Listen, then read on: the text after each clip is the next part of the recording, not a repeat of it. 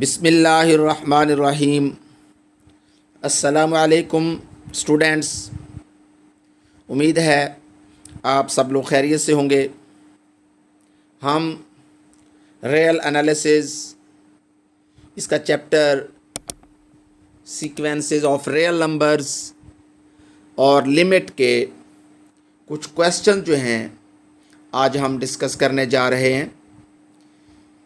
इससे पहले आप लिमिट के हवाले से कुछ थ्योरम्स, कुछ इंफॉर्मेशंस, कुछ रूल्स आप पढ़ चुके हैं। ये आज हम कुछ जनरल किस्म के क्वेश्चंस हैं जो हम यहाँ डिस्कस कर रहे हैं। ये जनरल का मतलब ये है कि अगर यहाँ हम पहले क्वेश्चन को गौर से देखें तो ये limit n approaches to infinity nth root of p is 1। ये nth रूट ऑफ p और p जो है ये पॉजिटिव है। आप इस p को कोई भी पॉजिटिव वैल्यू देंगे, 2 रखें, 3 रखें, 4 रखें, सब के लिए ये रिज़ल्ट जो है ये यही आंसर देगा।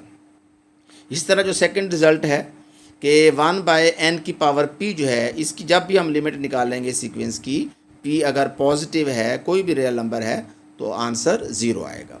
इसी तरह जो है साइन n/n की जब लिमिट हम अप्लाई करेंगे तो आंसर क्या आएगा? 0। देखिए ध्यान में रखिए, अगर कहीं limit n approaches to infinity लिखा हो या जस्ट लफ्ज़ लिमिट लिखा हो, दोनों सूरतों में ये बात अंडरस्टूड है कि इसमें लिमिट जो है वो n अप्रोचेस टू इन्फिनिटी ही होगा। तो let us start our first question कि if p is greater than 0 then show that limit of nth root of p is 1। अब देखिए जो p है यहाँ पर, ये कोई भी रियल नंबर है, तो हम इसके 3 केसेस डिस्कस करेंगे। पहला केस कि अगर ये p जो है ये 1 से ज़्यादा है, क्योंकि ये p जो है अगर 1 से ज़्यादा है तो हम देखें जब भी किसी भी ऐसा नंबर जो 1 से ज़्यादा हो उसकी nth रूट निकालेंगे तो उसकी जो वैल्यू है देखें वो क्या होगी, हमारे पास 1 से ज़्यादा ही होगी। तो यहाँ जो xn है जब हम देखेंगे तो ये क्या आएगा, ये पॉजिटिव ही आएगा। उसके बाद हम इस -1 को इधर ले आएंगे और ये जो nth रूट है जब ये दूसरी तरफ शिफ्ट होगा तो ये पावर की शक्ल में बन जाएगा। यानी यहाँ से हम इसको सिंप्लीफाई करके 1 + xn होल पावर n जो है ये p के बराबर कर लेंगे। अगर आप गौर से देखेंगे तो इसको हम बायनॉमियल थ्योरम लगाकर भी एक्सपेंड कर सकते हैं, लेकिन यहाँ पर आपने रियल में पढ़ा होगा बर्नौलीज़ इनइक्वालिटी।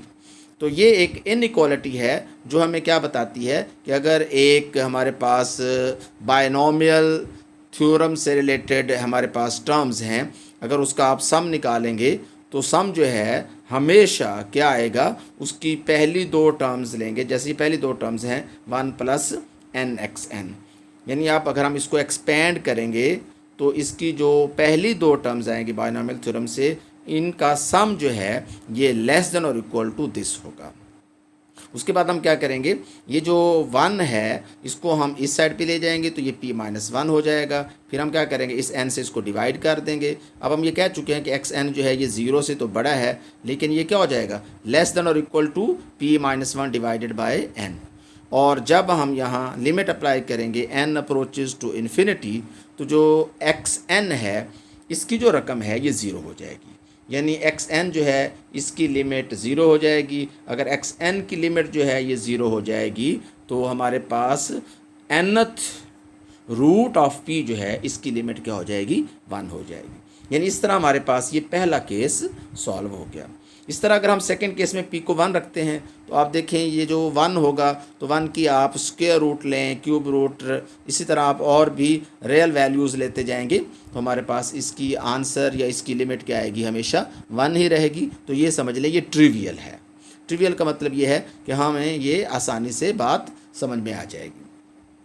तीसरा केस क्या है कि जब ये p जो है ये 0 से बड़ा है लेकिन 1 से छोटा है, तो जहन में रखिए ये p 0 और 1 के दरमियान होगा। तो इस तरह के जितने भी नंबर्स हैं हम उसको फ्रैक्शन में लिखेंगे, यानी 1/a लिखेंगे, और जो a है ये क्या होगा, ग्रेटर दैन 0 होगा। यानी p जो है दरअसल ऐसे तमाम नंबर्स होंगे जो 1 से छोटे हैं और 0 से बड़े हैं, तो हम उसको फ्रैक्शन में लिख देंगे। उसके बाद यहाँ p पे हम इसकी कीमत रिप्लेस कर देंगे, 1/a हो जाएगा। और ये जो nth रूट है ये 1 पे अप्लाई करेंगे तो यहाँ 1 आ जाएगा, नीचे हम अप्लाई करेंगे तो ये a की nth रूट बन जाएगा। फिर हम आखिरी लाइन में क्या करेंगे, लिमिट अप्लाई करेंगे लास्ट लाइन में, n अप्रोचेस टू इन्फिनिटी, तो nth रूट ऑफ p जो है उसमें ऊपर की वैल्यू 1 आ जाती है और नीचे वाली वैल्यू जो है, चूँकि हम पहले पढ़ चुके हैं पहले केस में, तो ऊपर भी 1 आ जाएगा, नीचे भी 1 आ जाएगा, तो इस तरह इसका आंसर जो है वो क्या आ जाएगा, 1 आ जाता है। यानी इस तरह हमने ये पहला जो क्वेश्चन है इसके तीनों केस बारी बारी डिस्कस कर लिए। उसके बाद नेक्स्ट क्वेश्चन क्या है कि अगर हमारे पास p कोई भी पॉजिटिव रियल नंबर है तो आपने साबित करना है कि 1 डिवाइडेड बाई n की पावर p जो है, इसकी जब हम लिमिट लेंगे, बेसिकली ये एक सीक्वेंस है याद रखिए, तो इसकी लिमिट क्या आएगी, 0 आएगी। यानी अगर यहाँ देखें p को आप 1 रखेंगे तो 1/n हो जाएगा, अगर आप p को 2 रखेंगे तो 1/n का स्क्वायर हो जाएगा। तो ये एक जनरल बन जाएगा, 1/n स्क्वायर हो, 1/n का क्यूब हो, तो सब के लिए आप इसको जनरली सॉल्व करेंगे। तो अब हम जनरली सॉल्व करेंगे। देखिए इसमें 1/n की पावर p जो है ये xn है, -0 जो है इसकी लिमिट है, इसका चूँकि मॉड आप लेंगे ये पॉजिटिव टर्म्स आएंगी, तो मॉड से ये सारी वैल्यूज़ बाहर आ जाती हैं। अब देखें यहाँ पे हमने क्या निकाला कि 1 डिवाइडेड बाई n की पावर p।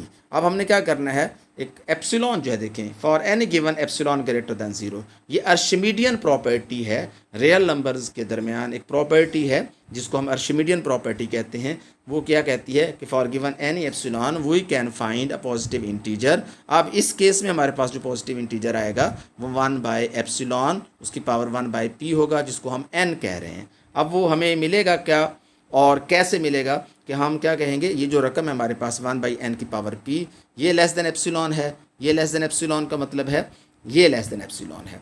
यहाँ से हम क्या करेंगे, इस n की पावर p को यहाँ शिफ्ट कर देंगे, एप्सिलॉन को यहाँ ले आएंगे। तो ये अर्शिमिडियन प्रॉपर्टी भी आपने पढ़ी है कि 1/ फिर एप्सिलॉन जो है ये लेस देन क्या हो जाएगा, n की पावर p हो जाएगा। फिर हम क्या करेंगे, यहाँ पर जो है 1/एप्सिलॉन कर लेंगे और जो p है वो दूसरी तरफ जाकर 1/p हो जाएगा। यानी अगर आप गौर से देखेंगे तो यहाँ जो ये वाली वैल्यू है, ये वाला एक नेचुरल नंबर है जो n की शक्ल में हमें मिला है। जैसे ही हम इस n को इससे बढ़ाना शुरू करेंगे, 1/n की पावर p -0 का मॉडुलस जो है ये क्या हो जाएगा, लेस देन एप्सिलॉन हो जाता है। यानी इसका मतलब ये है कि अगर हम लिमिट की जो डेफिनेशन है सीक्वेंस में वो पढ़ेंगे तो यहाँ ये हमें n मिल गया है, और जब हम इस स्मॉल m को इस नेचुरल नंबर से बढ़ाएंगे तो ये वाली टर्म जो है उसका डिफरेंस 0 से लेस देन एप्सिलॉन हो जाएगा। तो ये हमें बताता है कि लिमिट जो है n approaches to infinity 1/np जो है ये 0 होगा। इस तरह नेक्स्ट जो क्वेश्चन होगा हमारे पास वो question limit sine n divided by n जो है ये 0 है। अब इसके अंदर हमारे पास सिंपल सी एक लॉजिक है, एक फार्मूला है, उसको हम अप्लाई करेंगे। एक तो हमें ये पता है कि -1 इज़ लेस देन और equal to sine n is less than और equal to 1 for all n belongs to n। यानी जो साइन की रेंज है वो आपको पता है -1 और 1 के दरमियान है, तो हम इसको इनइक्वालिटी की शक्ल में यूँ लिख सकते हैं। यहाँ n आ जाए, x आ जाए, तो ये सब के लिए सेम रिज़ल्ट है।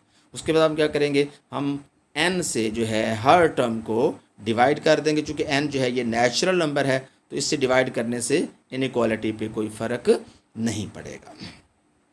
उसके बाद फिर हम क्या करेंगे, हमारे पास ये जो तीनों टर्म्स हैं अगर आप इनको गौर से देखेंगे तो इनमें -1/n जो है ये हमारे पास लेफ़्ट साइड पे है और 1/n जो है ये राइट पे है, लेकिन इन दोनों की लिमिट क्या है, सेम है, जो कि 0 है। अब आपने एक स्क्वीज़ थ्योरम जिसको हम सैंडविच थ्योरम भी कहते हैं, इंटरमीडिएट लेवल पे हम इसको सैंडविच थ्योरम कहते हैं। सैंडविच थ्योरम यही कहता है कि अगर इस सीक्वेंस की लिमिट और इस सीक्वेंस की लिमिट जो है सेम है तो जो उसके दरमियान सैंडविच की शक्ल में सीक्वेंस नज़र आएगी उसकी लिमिट भी वही होगी। तो यहाँ हम सैंडविच थ्योरम या स्क्वीज़ थ्योरम अप्लाई करेंगे तो यहाँ से हमें ये रिज़ल्ट मिल जाएगा कि साइन n/n जो है इसकी जो लिमिट है वो भी क्या होगी, 0 होगी। तो इस तरह जो है ये 3 आर्टिकल जो हैं ये लिमिट से रिलेटेड हैं। और नेक्स्ट जो क्वेश्चन है ये सीक्वेंस है, पॉपुलर सीक्वेंस है -1 की पावर n। अब इस सीक्वेंस के बारे में हम पढ़ चुके हैं कि ये बाउंडेड सीक्वेंस है, याद रखिए क्या है, ये बाउंडेड है। अब ये डाइवर्जेंट है, यानी हम इसको आज ये अगर कहें कि ये कन्वर्जेंट नहीं है तो ये भी हम कह सकते हैं। और एक जगह हम इसको ये भी प्रूफ करेंगे कि ये काशी भी नहीं है। तो आज हम प्रूफ कर रहे हैं कि ये डाइवर्जेंट नहीं है सॉरी, ये कन्वर्जेंट नहीं है। अब हम क्या करते हैं, एज्यूम कर लेते हैं कि ये सीक्वेंस जो है ये कन्वर्जेंट है और किसी रियल नंबर L को कन्वर्ज कर रही है। अब उसकी जो डेफिनेशन है हम क्या करेंगे, गिवन एप्सिलॉन, इसको पर्टिकुलर वैल्यू दे देंगे 1/2। आप चाहें तो आप कोई 1 भी रख सकते हैं इसको। There exist natural number n such that, जब भी हम इस स्मॉल n को इस कैपिटल N से बढ़ाना शुरू करेंगे तो -1 की पावर n और L का जो डिफरेंस है ये लेस देन एप्सिलॉन होगा। एप्सिलॉन मीन हाफ हो जाएगा। अब देखिए, अगर यहाँ इस n को आप n+1 से भी रिप्लेस कर दें, जैसे ही इस स्मॉल n को कैपिटल N से बढ़ाना शुरू करेंगे, इस सीक्वेंस के लिए भी सेम बिहेवियर होगा। इसका मतलब ये है कि इस कैपिटल N के बाद जो सारी टर्म्स हैं उनमें ये कंडीशन आ जाती है। अब हम एक पर्टिकुलर केस ले लेते हैं कि अगर n जो है ये इवन हो जाए तो फिर इन दोनों वैल्यूज़ का जो हमारे पास आंसर आएगा वो 2 आएगा। और फिर हम क्या करेंगे, L जो है वो प्लस भी कर देंगे, माइनस भी कर देंगे, फिर हम ट्रायंगुलर इनइक्वालिटी अप्लाई करेंगे। जब ट्रायंगुलर इनइक्वालिटी अप्लाई करेंगे तो ये जो वैल्यूज़ हैं ये ऊपर हमने पढ़ा है कि n जो है जब भी आप नेचुरल नंबर n से बढ़ाना शुरू करते हैं इस कंडीशन के तहत, तो ये वैल्यू जो है ये लेस देन हाफ हो जाएगा। तो हाफ प्लस हाफ जो है ये 1 हो जाता है। इसका मतलब ये है कि अगर हम यहाँ ये n जो है इसको एक पर्टिकुलर वैल्यू देकर चेक करेंगे तो ये 2 जो है ये क्या हो जाएगा, लेस देन 1 हो जाएगा। लेकिन हमारे यहाँ ये जो कॉन्ट्राडिक्शन बन जाती है, ये 2 जो है लेस देन 1, ये ट्रू नहीं होता, ये पॉसिबल नहीं है। अब चूँकि हमारे पास ये पर्टिकुलर केस में ये कॉन्ट्राडिक्शन आ गई है, लिहाजा हम ये कहेंगे कि जो हमने कहा कि सीक्वेंस जो है ये कन्वर्जेंट है, ये रॉन्ग है। बेसिकली ये सीक्वेंस कन्वर्जेंट नहीं है। This means this sequence is divergent. तो इसका प्रूफ और भी 2-3 तरीक़ों से आपको मिल जाएगा। आप चाहें तो नेट से सर्च करके उस तरीक़ा को भी फॉलो कर सकते हैं। यानी इन क्वेश्चंस को जो मैंने आज यहाँ डिस्कस किए हैं, इनके और भी कुछ तरीके हैं मुख्तलिफ़ किताबों में, जो आपको ईजी लगे आप उसको फॉलो कर सकते हैं। अगर ये वाला आपको ईजी लगता है तो आपने इसको फॉलो कर लेना है और इन क्वेश्चन से रिलेटेड कुछ आपने और भी एग्जाम्पल जो हैं वो सॉल्व करनी है। अपना ख्याल रखना।